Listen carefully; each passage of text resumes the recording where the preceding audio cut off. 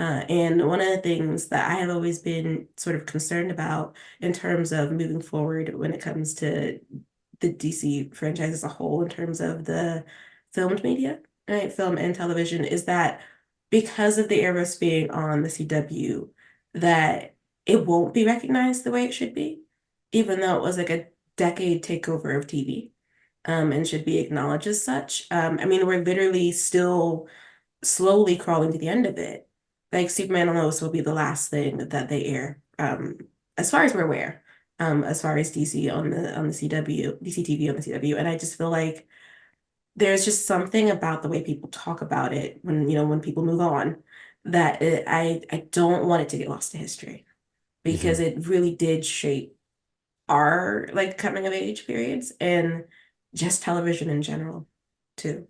Yeah, definitely. No, it started a superhero renaissance. Like I keep saying it, we wouldn't have these Marvel shows on television or streaming if it wasn't for the success of the DC shows back a decade ago. Of course, Smallville opened things up by masquerading as a teen drama, and then it pivoted full scale superhero.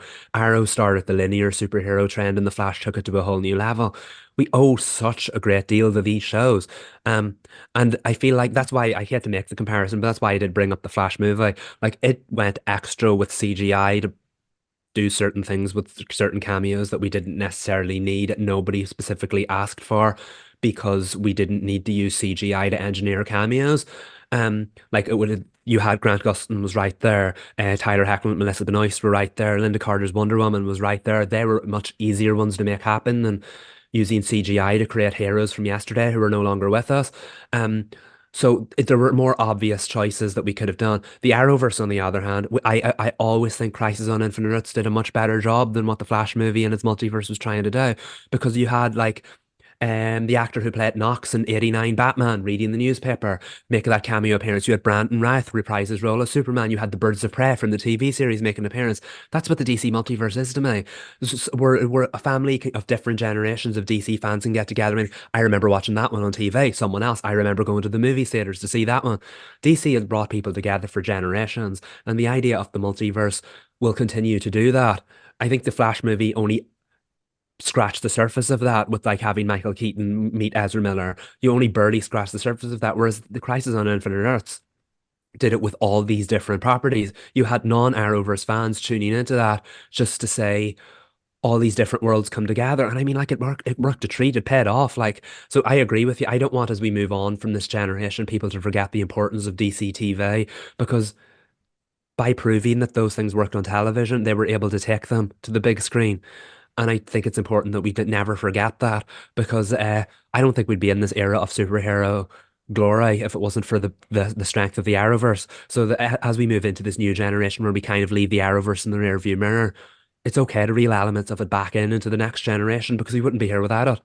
No, and so I know we have to move on to our reviews, but I'm gonna drag the soapbox out Do that. for us Do more, that. because I just feel like, I don't know about you, Michael, but my favorite superhero shows, with exception to Superman and Lois, actually didn't have massive budgets, right? There's just Yeah. something about the shows that stick with you, particularly because they're on linear television. Now, this is not to knock um, Marvel's TV shows on Disney Plus, but uh, out of all of them, right, WandaVision was my favorite.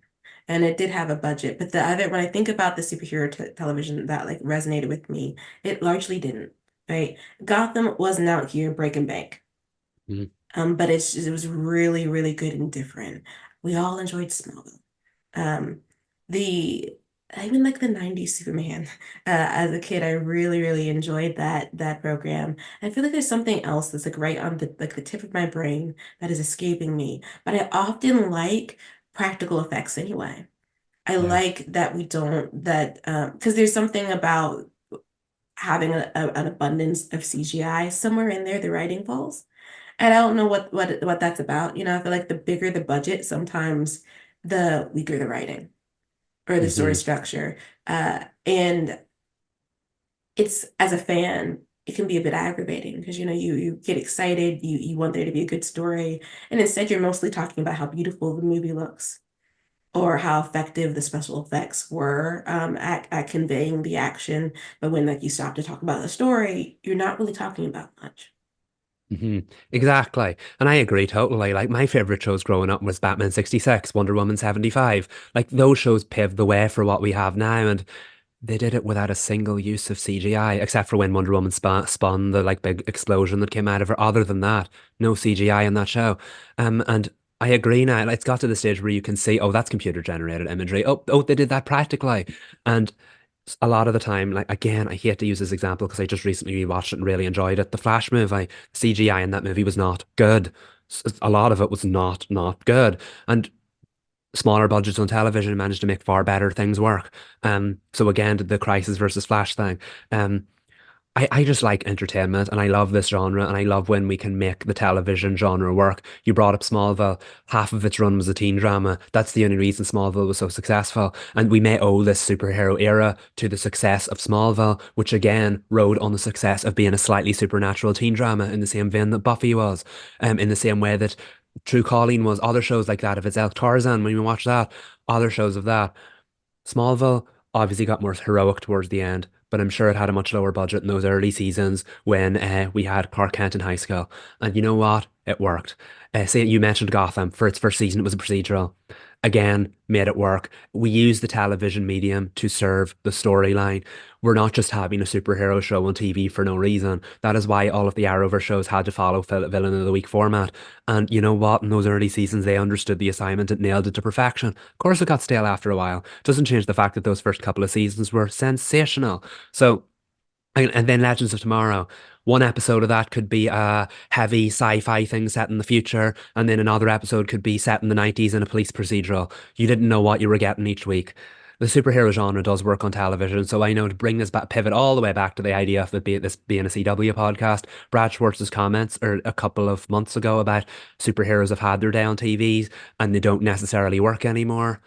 To an extent, I get it because the budgets are big, but the budgets don't always have to be big, and sometimes those make for the better TV shows. So it's all we're all cool out here dragging the CGI in the Flash TV series in its final few seasons. Not enough of us are dragging the CGI in the Flash movie. So let me just like end on that note. It's not always down to special effects. Sometimes it's down to what make shows make you feel. The CW shows made me feel a lot of emotions over the decade long run, as did Grant's performance as the Flash. So like, yeah, time to respect the TV shows more, I feel. Yes, and respect TV in general. We Yeah, see yeah. we see you film buffs. Let As us let us enjoy our entertainment. This is what television was for. exactly. They're totally different mediums, so they should not be compared in that Yep. way. Exactly, exactly. Everybody loves a bit of fun on TV, and if it can entertain you from the comfort of your own home, you ain't doing nothing wrong in my books.